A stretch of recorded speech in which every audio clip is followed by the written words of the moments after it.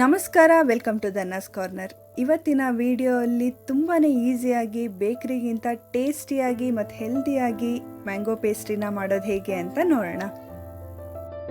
ಮೊದಲಿಗೆ without oven vanilla sponge cake ಮಾಡೋದಕ್ಕೆ ಒಂದು ಯಾವುದಾದ್ರೂ ಹಳೆ ಅಲ್ಯೂಮಿನಿಯಂ ಪಾತ್ರೆನ ಸ್ಟವ್ ಮೇಲೆ ಇಟ್ಕೊಂಡು ಅದರಲ್ಲೊಂದು ಕಾಲು ಭಾಗದಷ್ಟು ಉಪ್ಪು ಹಾಕಿ ಒಂದು ಪ್ಲೇಟ್ ಹಾಕಿ ಒಂದು 10 ಮಿನಿಟ್ಸ್ ಪ್ರೀ ಹೀಟ್ ಆಗೋದಕ್ಕೆ ಬಿಡಿ. ಈಗ without egg vanilla sponge cake prepare ಮಾಡ್ಕೊಳ್ಳೋದಕ್ಕೆ ಒಂದು ಬೌಲ್ ತೊಗೊಂಡು ಅದಕ್ಕೆ 2 ಟೇಬಲ್ ಸ್ಪೂನ್ ಹಾಲು ಹಾಕ್ಕೊಳ್ಳಿ. ಅದಕ್ಕೊಂದು 1/4 ಟೀ ಸ್ಪೂನಷ್ಟು ಲೆಮನ್ ಜ್ಯೂಸ್ ಹಾಕ್ಕೊಂಡು ಪಕ್ಕಕ್ಕೆ ಇಟ್ಕೊಳ್ಳಿ.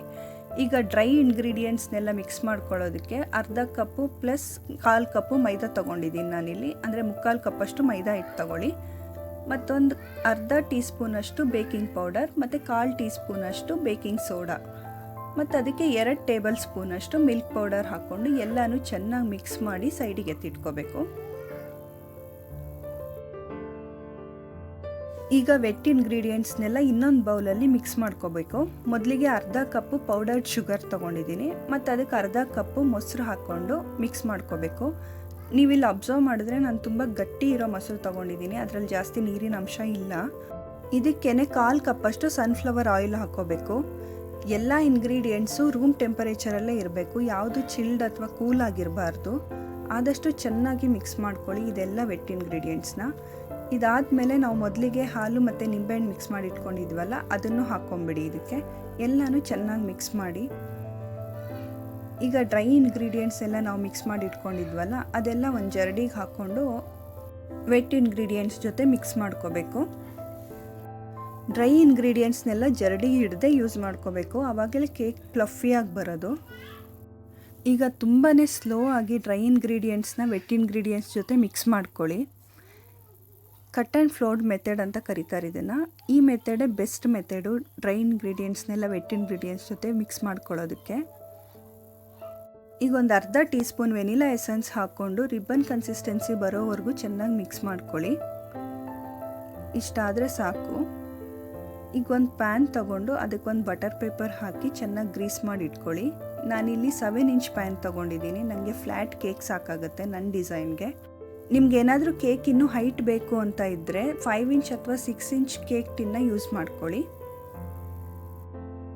ಕೇಕ್ ಬ್ಯಾಟರ್ನೆಲ್ಲ ಟಿನ್ನೊಳಗೆ ಹಾಕ್ಕೊಂಡ್ಮೇಲೆ 2 ಸರಿ ಟ್ಯಾಪ್ ಮಾಡಿ ಆಲ್ರೆಡಿ ನಾವು ಪ್ರೀ ಹೀಟ್ ಮಾಡಿರೋ ಅಂಥ ಪಾತ್ರೆ ಇದೆ ಅಲ್ಲ ಅದರೊಳಗಡೆ ಕೇಕ್ ಟಿನ್ನ ಪ್ಲೇಸ್ ಮಾಡಿ ಅರೌಂಡ್ 40 to 45 ಮಿನಿಟ್ಸ್ ಬೇಕ್ ಮಾಡ್ಕೋಬೇಕು.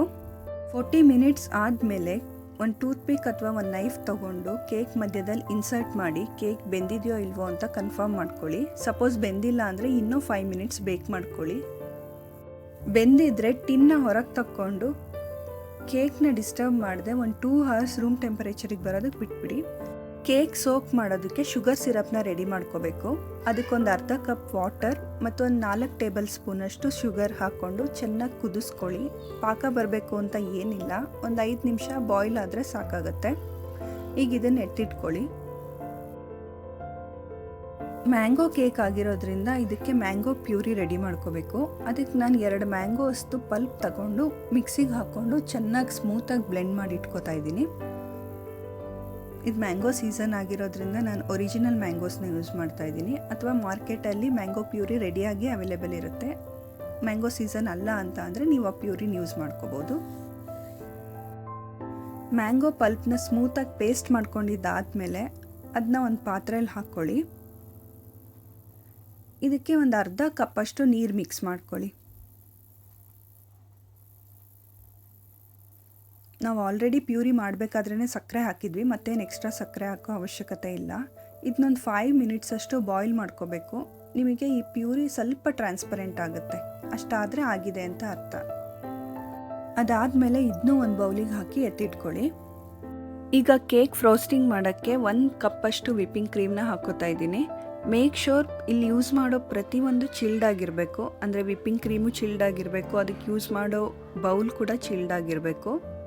ಬೌಲ್ನ ನಾನು ಐಸ್ ಬಾತಲ್ಲಿ ಇಟ್ಟಿದ್ದೀನಿ, ಅಂದರೆ ನೀವು ಕೆಳಗಡೆ ನೋಡ್ತಿರ್ಬೋದು ಅಲ್ಲಿ ಐಸ್ ಕ್ಯೂಬ್ಸ್ ಹಾಕಿ ಒಂದು ಪಾತ್ರೆಯಲ್ಲಿ ಇಟ್ಕೊಂಡಿದ್ದೀನಿ, ಅದ್ರ ಮೇಲೆ ಬೌಲ್ನ ಪ್ಲೇಸ್ ಮಾಡಿದ್ದೀನಿ. ಆವಾಗಲೇ ವಿಪ್ಪಿಂಗ್ ಕ್ರೀಮ್ ಕರೆಕ್ಟಾಗಿ ಬರೋದು. ವಿಪ್ಪಿಂಗ್ ಕ್ರೀಮ್ ಸ್ಟಿಫ್ ಪೀಕ್ ಬರೋವರೆಗೂ ಬೀಟ್ ಮಾಡ್ತಾ ಇರಬೇಕು. ಸ್ಟಿಫ್ ಪೀಕ್ ಬರೋದು ತುಂಬ ಇಂಪಾರ್ಟೆಂಟ್, ಆವಾಗಲೇ ನೀಟಾಗಿ ಕೇಕಿಗೆ ಕೋಟ್ ಆಗೋದು ವಿಪ್ಪಿಂಗ್ ಕ್ರೀಮ್. ಈಗ ಇದಾಗಿದೆ ನೋಡಿ, ಟೆಕ್ಸ್ಚರ್ ಈ ರೀತಿ ಇದ್ದರೆ ಕರೆಕ್ಟಾಗಿರುತ್ತೆ. ಈಗ ಕೇಕ್ ಫ್ರಾಸ್ಟಿಂಗ್ ಮಾಡೋಕ್ಕೆ ನಾವು ಆಲ್ರೆಡಿ ಏನು ವೆನಿಲಾ ಸ್ಪಾಂಜ್ನ ಪ್ರಿಪೇರ್ ಮಾಡ್ಕೊಂಡಿದ್ವಿ ಅದು ರೂಮ್ ಟೆಂಪರೇಚರಿಗೆ ಬರೋವರೆಗೂ ವೆಯ್ಟ್ ಮಾಡಿ ಅದನ್ನು ತಗೊಂಡು ಸ್ಲೈಸ್ ಮಾಡ್ಕೋಬೇಕು. ಈ ರೀತಿ ಕೇಕ್ ಸುತ್ತ ಮಾರ್ಕ್ ಮಾಡ್ಕೋತಾ ಸ್ಲೈಸ್ ಮಾಡ್ಕೊಳ್ಳಿ, ಆವಾಗ ನಿಮಗೆ ಕೆಲಸ ಈಸಿ ಆಗುತ್ತೆ. ಮತ್ತು ಆದಷ್ಟು ಶಾರ್ಪ್ ಇರೋ ನೈಫ್ನ ತಗೊಳ್ಳಿ, ಆವಾಗ ಕೇಕ್ ಈಸಿಯಾಗಿ ಸ್ಲೈಸ್ ಮಾಡ್ಕೋಬೋದು. ನೋಡಿ ಎಷ್ಟು ನೀಟಾಗಿ ಬಂದಿದೆ ಟೆಕ್ಸ್ಚರ್. ಈಗ ಫಸ್ಟ್ ಕೇಕ್ಗೆ ಕ್ರಮ್ ಕೋಟ್ ಮಾಡಬೇಕು. ಅದಕ್ಕೆ ಒಂದು ಕೇಕ್ ಬೇಸ್ ತೊಗೊಂಡು ಅದ್ರ ಮೇಲೆ ಸ್ವಲ್ಪ ವಿಪ್ಪಿಂಗ್ ಕ್ರೀಮ್ ಹಾಕ್ಕೊಂಡು ಕೇಕ್ನ ಇಟ್ಕೊಳ್ಳಿ, ಜಸ್ಟ್ ಕೇಕ್ ಅಲ್ಲಾಡಲ್ಲ ಅಂತ. ಇವಾಗ ನಾವು ಆಲ್ರೆಡಿ ಶುಗರ್ ಸಿರಪ್ನ ಏನು ಪ್ರಿಪೇರ್ ಮಾಡಿ ಇಟ್ಕೊಂಡಿದ್ವಿ ಅದನ್ನು ಹಾಕಿ ಕೇಕ್ನ ಸೋಕ್ ಮಾಡಿ ಅದ್ರ ಮೇಲೆ 1 ಲೇಯರ್ ವಿಪ್ಪಿಂಗ್ ಕ್ರೀಮ್ ಹಾಕಿ ನೀಟಾಗಿ ಸ್ಪ್ರೆಡ್ ಮಾಡ್ಕೋಬೇಕು. ಇದನ್ನು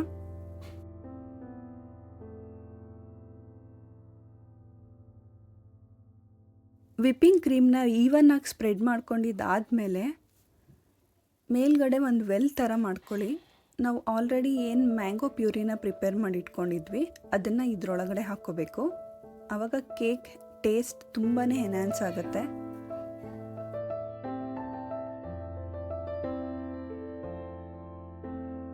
ಈಗ ಮಧ್ಯದಲ್ಲಿ ಇನ್ನೊಂದು ಸ್ವಲ್ಪ ವಿಪ್ಪಿಂಗ್ ಕ್ರೀಮ್ ಹಾಕ್ಕೊಂಡು ನೆಕ್ಸ್ಟ್ ಲೇಯರ್ನ ಪ್ಲೇಸ್ ಮಾಡಿ, ಆವಾಗ ನೆಕ್ಸ್ಟ್ ಲೇಯರ್ ನೀಟಾಗಿ ಸ್ಟಿಕ್ ಆಗುತ್ತೆ. ಮತ್ತು ಸೇಮ್ ಪ್ರೊಸೀಜರ್ನ ರಿಪೀಟ್ ಮಾಡಿ, ಅಂದರೆ ಸೋಕ್ ಮಾಡಿ ಕೇಕ್ನ ಶುಗರ್ ಸಿರಪಿಂದ. ಮತ್ತು ಅದ್ರ ಮೇಲೆ ವಿಪ್ಪಿಂಗ್ ಕ್ರೀಮ್ ಹಾಕ್ಕೊಂಡು ನೀಟಾಗಿ ಎಲ್ಲ ಕಡೆ ಸ್ಪ್ರೆಡ್ ಮಾಡ್ಕೊಳ್ಳಿ ಈವನ್ ಆಗಿ.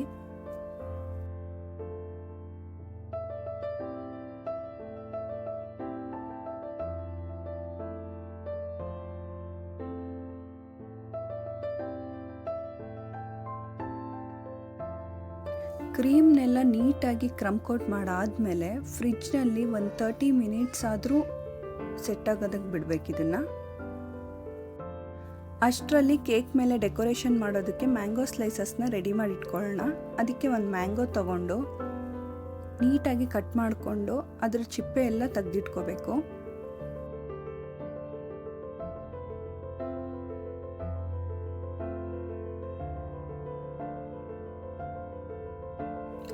ಚಿಪ್ಪೆ ಎಲ್ಲ ತೆಗ್ದಾದ್ಮೇಲೆ ಆದಷ್ಟು ತೆಳ್ಳಗೆ ಮ್ಯಾಂಗೋಸ್ನ ಉದ್ದುದ್ದಕ್ಕೆ ಸ್ಲೈಸ್ ಮಾಡಿ ಇಟ್ಕೊಳ್ಳಿ.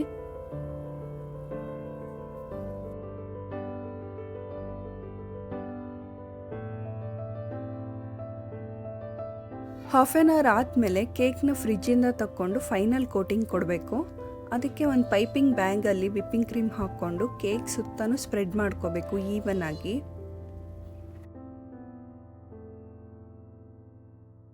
ಆಮೇಲೆ ಪ್ಯಾಲೆಟ್ ನೈಫಿಂದ ನೀಟಾಗಿ ಕೇಕ್ ಸುತ್ತ ಸ್ಪ್ರೆಡ್ ಮಾಡ್ಕೊಳ್ಳಿ. ಅದು ಈವನಾಗಿ ಬರೋದಕ್ಕೋಸ್ಕರ ಒಂದು ಸ್ಕ್ರೇಪರ್ ತೊಗೊಂಡು ಸುತ್ತಲೂ ಮೂವ್ ಮಾಡ್ಕೊಳ್ಳಿ. ನಿಮ್ಮ ಹತ್ರ ಸ್ಕ್ರೇಪರ್ ಅವೈಲೇಬಲ್ ಇಲ್ಲ ಅಂತ ಅಂದರೆ ಹಳೇದು ಯಾವುದಾದ್ರೂ ATM ಕಾರ್ಡ್ ಅಥವಾ ವಿಸಿಟಿಂಗ್ ಕಾರ್ಡ್ಸ್ನ ಯೂಸ್ ಮಾಡ್ಕೋಬೋದು, ನೀಟಾಗಿ ಫಿನಿಶಿಂಗ್ ಬರುತ್ತೆ ಅದೂ. ಈಗ ಕೇಕ್ ಡೆಕೋರೇಟ್ ಮಾಡೋದಕ್ಕೆ ನಾನು 1M ನಾಸಲ್ ತೊಗೊಂಡು ಕೇಕ್ ಸುತ್ತ ಕೆಳಗಡೆ ಈ ರೀತಿ ನಾನು ಡಿಸೈನ್ ಮಾಡ್ಕೋತಾ ಇದ್ದೀನಿ.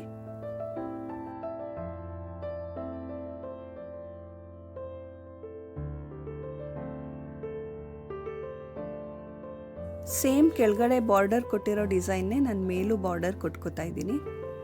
ಆದಷ್ಟು ನಿಧಾನಕ್ಕೆ ಮಾಡ್ಕೊಳ್ಳಿ, ಆವಾಗ ಡಿಸೈನ್ ತುಂಬ ನೀಟಾಗಿ ಬರುತ್ತೆ. ಈಗ ಈ ಡಿಸೈನಿಂಗ್ ಎಲ್ಲ ಆದಮೇಲೆ ನಾವು ಆಲ್ರೆಡಿ ಮ್ಯಾಂಗೋಸ್ನೇನು ಸ್ಲೈಸ್ ಮಾಡಿ ಇಟ್ಕೊಂಡಿದ್ವಿ ಅದನ್ನು ಸುತ್ತ ಈ ರೀತಿ ಅರೇಂಜ್ ಮಾಡ್ಕೊಳ್ಳಿ. ಆದಷ್ಟು ಫಸ್ಟ್ ಸುತ್ತಿಗೆ ದೊಡ್ಡದು ಬರ್ತಾ ಬರ್ತಾ ಚಿಕ್ಕ ಸ್ಲೈಸ್ನ ತಗೊಳ್ಳಿ, ಆವಾಗ ಡಿಸೈನ್ ಇನ್ನೂ ಯೂನಿಕ್ಕಾಗಿ ತುಂಬ ಚೆನ್ನಾಗಿ ಕಾಣಿಸುತ್ತೆ.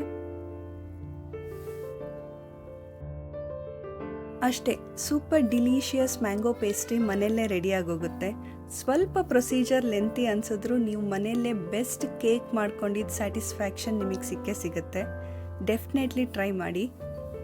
ರೆಸಿಪಿ ಇಷ್ಟ ಆಗಿದ್ರೆ ಲೈಕ್ ಮಾಡಿ, ನಿಮಗೆ ಹೇಗೆ ಬಂತು ಅಂತ ಕಮೆಂಟ್ ಮಾಡಿ. ಧನಸ್ ಕಾರ್ನರ್ನ ಸಬ್ಸ್ಕ್ರೈಬ್ ಮಾಡ್ಕೊಳ್ಳಿ. Thank you.